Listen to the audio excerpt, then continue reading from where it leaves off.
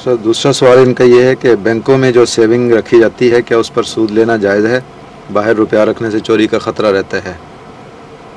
ये अजीब बात की है। चोरी के खतरे की खातिर अगर बैंक में जमा रखते हैं तो जो जमा है चोरी से बच गया वही आपका फायदा है। उस पर सूद लेंगे तो खुदा की चोरी भी करेंगे।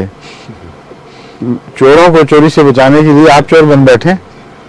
अल्लाह ताला ने जिसकी इजाज़त नहीं दी वो उसका इस्तेमाल चोरी है, तो बैन ही इनका सवाल उलट जाता है इन पर कि चोरों को तो चोरी से बचा रहे हैं, अपने आप को भी तो चोरी से बचाएं।